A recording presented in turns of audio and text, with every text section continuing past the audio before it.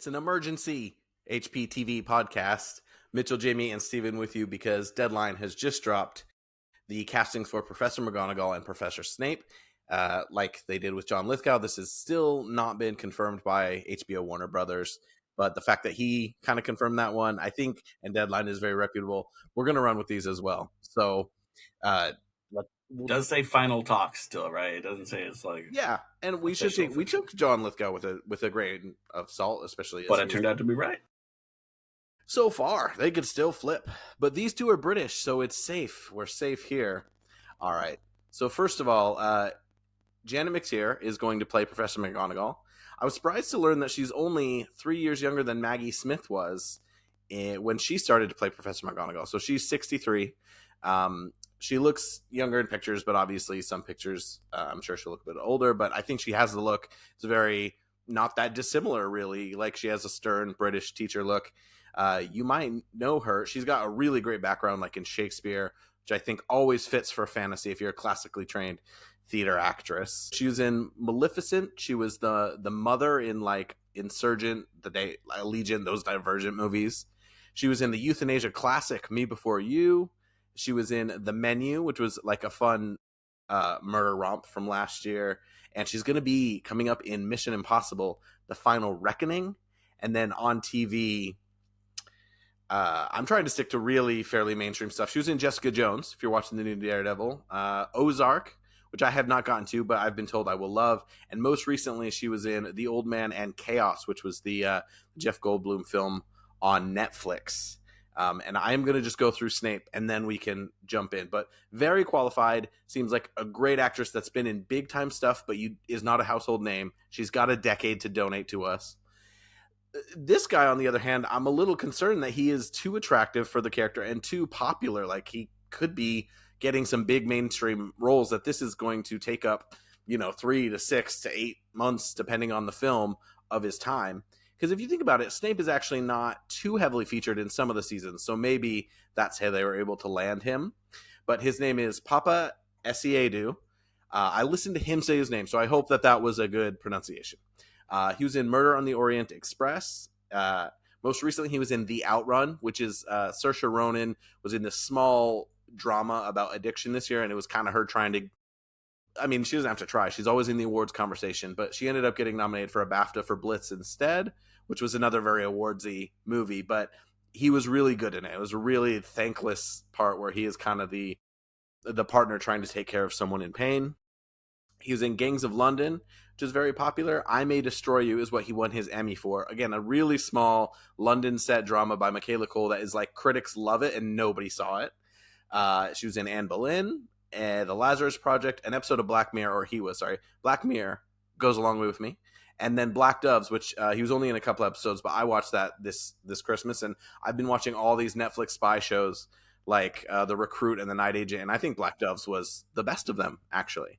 So anyway, two very highly qualified actors, and yeah, let's take it away and start with Janet McTeer. Do you guys have thoughts, feelings, visuals? Do you know her from anything? What do you think about that? So looking through all her stuff and just all the stuff you mentioned, I've seen things with her in it, but I don't remember her. But I feel like, she's obviously very talented. She's done a lot. Stage trained. I think she has a really good look for it. She kind of reminds me of what I imagined McGonagall looking like. So yeah, I'm all right with that. I feel like she seems very talented, which falls in one of our categories. I think she'll make the time commitment. Even though McGonagall's not there in every scene, she is in every season, in every book. And then what else? Oh, and the look. I think she has a good look for it. So she kind of covers all three of our categories for me. Honestly, as you're going through those, the one that sticks out to me where I remember her, oh yeah, it was you said where she's in Divergent, Allegiant in those movies. Yeah, that was where I didn't know that until you said that, and then it clicked, and I was like, okay, yeah. And so because I think we talked a little bit before this about just kind of some of that English stage acting that can be a little over the top and stuff, but I remember her role there being more subtle, and so that's where I was. I don't know. I think she's very talented. You look at things she's done. I'm excited that she's apparently willing to make the time commitment, because it is, like we said, I think McGonagall's in each season, but I think there'll be opportunity to like come and go, which I think would be good for some of these bigger names and stuff. But yeah, no, I'm on board. I like it. I'm like that. It's just starting to come together. That is most exciting. I think she's exactly what we thought, like really good British actor that we may not know the name of, but we've actually seen. Like she's almost the type straight down that I think this is like an A. I think maybe an A+ if there was some more star power, but again, then you're taking away from the time commitment, which we also said was one of our criteria. I should mention that she's been nominated for 2 Academy Awards. One was for a movie called Tumbleweeds, which I've never heard of. And the other one was for Albert Nobbs, which was really just a movie that I think was made just for Glenn Close to get nominated for an Oscar. And she was. And so, but she got nominated for the supporting role in that as well. So really good pedigree. Like, couldn't be more excited about that one. Let's move on to Severus Snape. And like, I think the big talking point will be he's black. And I don't think this will be as toxic as like the Star Wars approach maybe to a race changing or being featured when people think that there's a diversity reason for it. Obviously, we knew this cast was going to be more diverse. And I think for Snape, it's just Snape is supposed to be ugly and this guy is hot. And Snape is supposed to kind of be like wiry and greasy. And that's just not how I would think. So I'm like, how are they going to make him ugly? And then also a lot of his negative traits, I almost feel like are, I don't know. I think that's an interesting one to change the race on when you're going to bring a lot of negative traits and relationships towards a character, but maybe that's something that they wanted to explore. I think a lot of the writing team is white, but I didn't Google their pictures, so I could be wrong, but I wonder if there's someone who's like, if they're going to speak to race or if this is just to have a huge character that everyone loves be played by a very attractive person and go a different direction with the race. But he is really qualified. I'm sure he'll do a fantastic job. And so like, I'm pleased with it. It's just a big commitment for someone who seems like his career is like rocketing upward right now. And has done a lot of cool stuff. What do you guys think? Yeah, I hope he's only 34. So I hope he sticks around for this. I mean, our whole podcast is spoilers, but like, this is such a huge integral role to the whole franchise. And there's not a huge necessary character change from what we get in the movies or even the books. Like, Snape kind of is who he is, but just what he's doing behind the scenes of it all is different than what we perceive. And that's all through Harry's perception and him kind of being a butthole the whole time, hitting kids and stuff in the movie. But a lot of people online in the threads seem to be concerned that they're taking a character who's known for being poor, for being made fun of, for slurs being thrown at him, who overall is kind of perceived as like gross to everyone else and greasy and icky, and they're casting a black person as that. And I mean, I don't know. I'm coming from an American perspective, so I don't know. Maybe like it's a different perspective in the UK of like the racial issues. I don't know. So I understand why people are concerned about that. I don't know. He obviously is very talented, which I think is great. And looks wise, I mean, you can always kind of ugly someone up, even though this guy's really looking like, I was like, oh, when they first mentioned him, I was like, oh my goodness. So that all makes me nervous. He is the right age, but I would rather have someone who can act really well that doesn't quite look exactly like the book than just casting someone based off of looks and them having to carry this huge role that you have to be playing, someone who's hated for 7 books. Remember when they did the movie Superman Returns? And I can't remember that guy's name now, the actor, but they basically chose him because he looked so much. Brandon Routh, is his name. He looked. Is that right? He looks so much like Christopher Reeves and Superman. I feel like. I mean, I'm sure there were other people too, and he was okay. He was good in that movie. I like that movie. I think the movie's underrated. Right? He's fine, but Superman's not that. I think the movie's solid, but he is he was kind of boring in it. But I thought the movie was actually. I was bummed that it didn't go. Kate Bosworth still, but anyway, number 1 Lois Lane. Love me some Kate Bosworth, but no, I was no. So here's my thing. And because I think all those points that Jamie made were valid. But like when you think about Snape as a person, and at first, like, you don't really know why, but Harry just like doesn't like him. He has like a bad feeling about him. He like everything bad that happens, he assumes is his fault. And like when they're both the same race, okay, but when he's not, like, it just seems like it adds this layer of like, oh, so Harry's a racist. He like innately thinks that this black person, arguably maybe the only black teacher, is like the bad guy who's doing all the bad things. You know what I mean? And like we know that there's more reasons than that, but if like I just worry about those layers that it adds there. I feel like that's concerning. Maybe Now that Harry did will get be me to an black. exciting. Not to Well, that's mention what that got me too. Yeah, go ahead. James torturing this person. Like, why does Right. James It's gonna like make that? James Too? look racist. So, and I feel like with Harry, at least That's like true. Snape's given him dirty looks and stuff from day one, and his Yeah. scars hurting. That's beginning too. So Harry at least is like something's not right here when it's That's really true. for But all. once you get back to James, you're right. When you go That's back to its James, and again, like some people in the like I was reading on Reddit, someone's like, well, maybe just in the magical world that doesn't matter. But and I was like, yeah, but this is media. This is our culture. But where it people sits in our world, yeah. It automatically says something whether or not you want it to. And one of the other, I feel like the other, what are the guys called? James and his friends? Lupin, Marauders. The The Marauders? One of the, they have to be diverse. And I'm not saying they have to be black. I'm just saying like 3 white dudes lifting up a guy with a spell in front of everyone and everyone laughing at him. Well, that would be I'm not gonna that would like be that. England in the 1970s, but that's obviously not what we like want to have portrayed in the perpetuate. here. Like that's I mean, bit of a thing. if you're going to go that way, then you have to kind of address it as well in some sort of, I don't know. Yeah. But it just, So my we thought on already this, are though, icky about James's past. Like it's always like he was like a snobby, like, you know, kind of like an Eton boy or something. And then like now this adds like a, I mean, he was already discriminating against someone because they're poor and all this stuff in the ways you can't interpret it.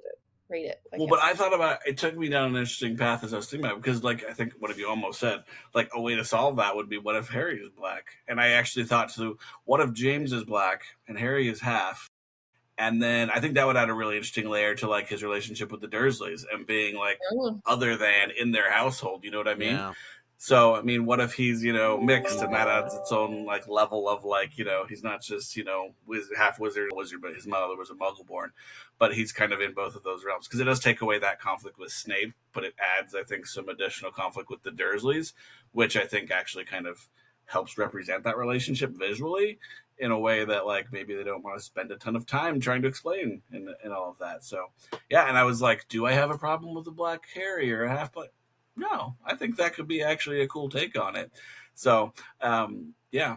What do you guys think? The question then is, if they are going to use it, are they almost talking down to the audience, being like, we need you to use race as a portal to almost understand maybe why Harry is being mistreated? Because in some ways, Harry is venerated in the beginning. People are like, he's the Harry Potter. And then, of course, year after year, kind of something comes in that kind of turns him into the pariah of Hogwarts. And of course, with the Dursleys, it would make all the sense if you had Petunia having a child that wasn't all white and her bullying him even more. But then I'm like, does it almost mix the message that it's more about race than wizardry? But yeah, I have no problem. I know a lot of people would cast Harry as like South Asian, because obviously there's a huge Indian and Pakistani community here. I think I've seen that like fan casted a bit more. I've seen that too. But it's going to be a young kid, and not also that, you know, if the series speaks on race, that puts a lot of pressure on a really young actor. But and I think overall the series there subtextually there's a lot of things about, like, you know, like I guess how you want to take it, but you can compare things to the Holocaust, you can compare things to Hitler, you can, you know, like there's different elements that are underneath it all that I think subtextually you get, especially as you get older. And are you just kind of bringing that stuff more to the forefront? But also, like, should we just be like, oh, this is a really good actor in a role, who cares what race he is, like, it's just, I think that's where it should be. But it's like, we are, you know, we're not out here being like, oh, I'm worried about like Snape being a negative portrayal of a black person, but like that is going to be implied in a lot of ways, whereas it does factor into the Harry relationship, the James relationship. Whereas now obviously he's a prominent character, which is important too, because if they changed Flitwick's race, that like people wouldn't think twice about it, to be fair. But I think because Snape plays such a factor and has such layers of depth, if you want a lot of things to pay off. But yeah, I'm generally really excited about it. I think he's going to do a great job. He only has to be there really for, I was going to say 6 films, but then he is in a very prominent flashback in Deathly Hallows. So he's going to have a decade of work ahead of him, but hopefully it's exciting. You know? Well, and it does make me a little bit excited. I know, like, not everyone's loving this, and I do worry, like, the backlash Star Wars and stuff got that, like, just made me sick. Like, it made me not want to be part of the fandom because the way people were acting towards people who were cast in roles who are diverse. I'm excited that this might be the cue that this cast will be more diverse, which is going to add more to the wizarding world. It's going to add more personality. And people have complained that a lot of major characters, at least from what you read, aren't really described on as anything but white. But there is diversity in the books, and so I'm excited to see that. And I feel like the movies did some of that as well. Hi, Jesse. Well, they did, but to be fair, like England is. I live in London, which is more diverse than the rest of England for sure. My life is not very it's not very super white. But if you live anywhere else in England, it's whiter than America, I think. And so maybe that was Joe's experience and that was just what she was injecting. Like there are a couple specific described, but then like when they made Hermione Black in the play, everyone's like, oh, she was just described with curly hair. I think we all know she was meant to be white, but I don't think that it affected the character, especially within that story. Yeah. Like, especially because Rose gets shoved aside in that play and they could have race could have been a part of her story, but she gets so shoved aside. It's not a trio, it's a duo. Anyway, I'm not going to rail on Cursed Child, but yeah, there definitely is a ton of range of diversity and people who are like fully different race, have a different race. And then there's also been criticism that J.K. Rowling named the non-white people or like Jewish people fairly on the nose names, and so you can't truly get away from that. So you have to cast those characters accurately and then pick your spots around other characters. But yeah, there are a lot of white people in England, but you get to change that. I don't think it takes away from the integrity of the honesty of it being a British boarding school to have a more diverse cast than maybe J.K. Rowling pictured initially, and she's probably approving most of these castings, and we know she approved. Yeah. Again, Hermione changing race in the Cursed Child. So I don't think Joe has a problem with it, but I also am not mad at Joe for the way she might have cast it in her mind 30, 40 years ago. But Jamie, you're on mute. You just missed a passionate explanation. I'm very passionate. But to me, it's actually like kind of exciting. Harry growing up in Surrey, probably in a very white community, and then going to this school, which is full of diversity. And I mean, that just adds another element to like, this is another world where people are accepted, and I don't know, as cheesy as it all sounds. I mean, not really, because there's Slytherins and all that stuff, but ideally, this is what it could be, and yeah.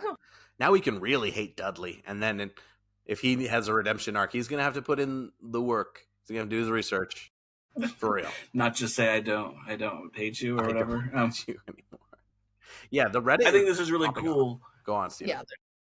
If nothing else, arguably, if you talk about the big three is the three kids, right? But when it comes to the adults, these are the big three, right? So once you've got your Dumbledore, McGonagall, and Snape, I mean, they're the ones who are around the whole series, and they're featured pretty prominently. Maybe I think Hagrid. It does say a lot about kind of like the tone, and they're also, like we talked about, they're going for people who have the acting chops in order to give it the depth, and I hope that means that we're not going to be glossing over the adult characters, and we're not going to, get the this is a kid show kind of treatment, that we talked about before.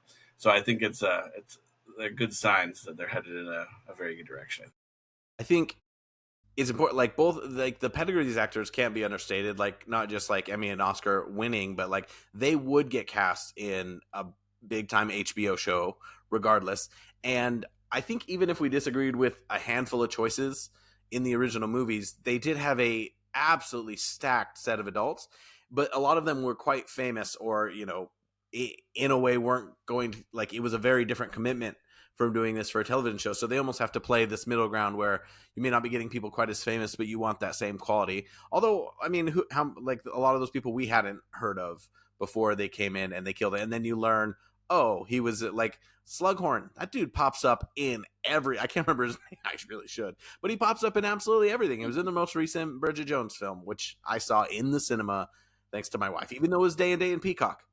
Sorry, the same thing about Robbie Coltrane is thinking back to, like, for me, he was just Hagrid. I think when he was cast, I was too young to, like, know the difference. But, like, once I started, thinking about Robbie Coltrane, I thought back, like, yeah, there's movies I've seen him in that other things. I think it was similar. Like, he wasn't huge, but he got bigger with Hagrid, and not just, physically. Yeah, James Broadbent, Mitchell, is that Oh, Jim Broadbent. Jim. Sorry, I'm still on James Sparta. His name might be James, but we call him Jim because we're like, What's we no, I love him. But yeah, when he was like, I was like, that is not Slughorn, and then he was like one of my favorite parts of the movies. That one scene makes me cry every time, which we'll get to when we get to 6. But I did want to mention Isaac brought up someone for Hagrid, which I'm sure Hagrid's probably already in talks or casted, but I cannot say his name. But the guy, the Iceland actor guy, who's in Walter Mitty and he's in Eurovision. His name's like Ulfur or something. It's a very Icelandic name. that's very racist against Icelandic people, Jamie. What? His name's like Olfur Mittensson or It's something. like his name is Olafur. FUR too. I gotta look him up. Oh yeah, He could be a good Hagrid. That I mean, is he's not actually true. British, and I don't know if he could do it. Are you guys watching Severance? Oh yeah, he's in Severance now too. Severance right We're now. still in the middle of season 1. Okay, Don't spoil anything Sorry. yet. Spoiler: he's in Severance. Well, I mean, that I can handle.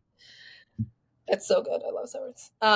Anyway, sorry. But yeah, I agree. But I was like, I think to me, just like in the movies, I'm like, well, at least they're going for really good actors for the adults who have to carry this through. And I'm excited to see. They said there was an interview with someone, I'm not remembering now, who said they're about halfway through casting for the first season. So Oh yeah, there was someone from HBO kind of came out recently and was like kind of gave, it wasn't any true facts, but it kind of gave you an idea of where they're at.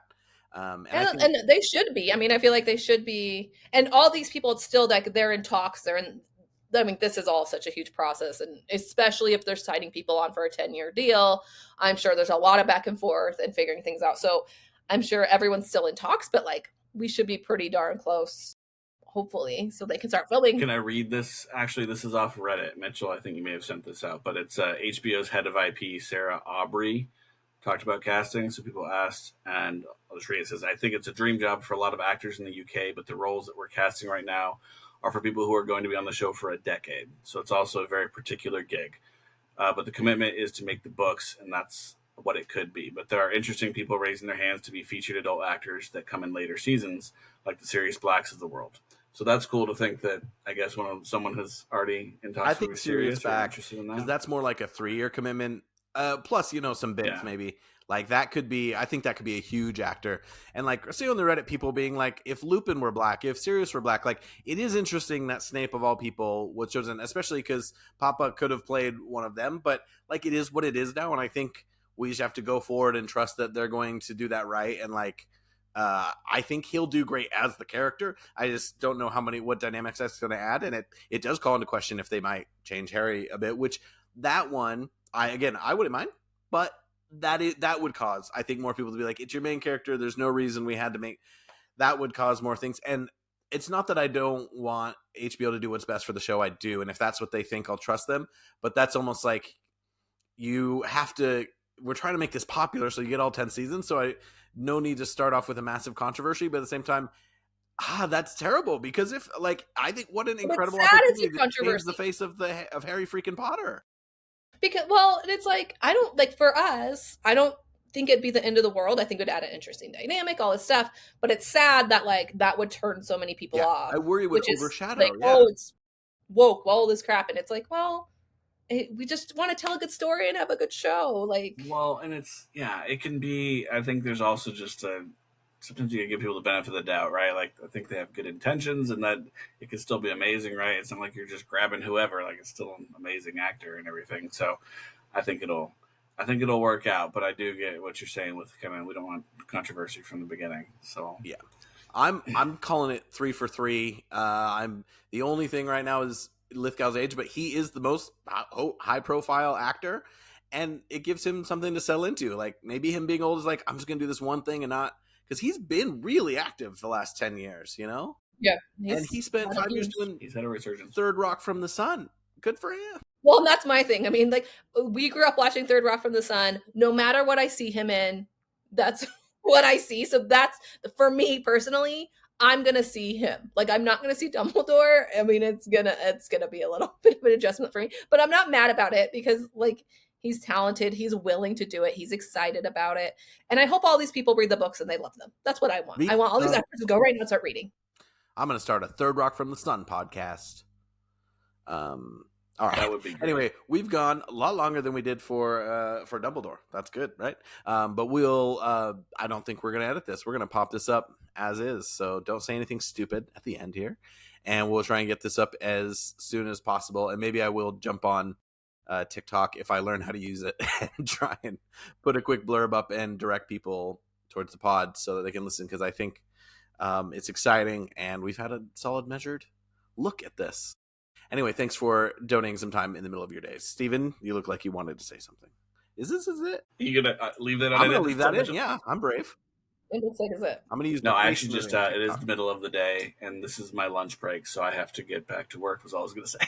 All right, Jaime, send us away. Oh, peace out, snitches.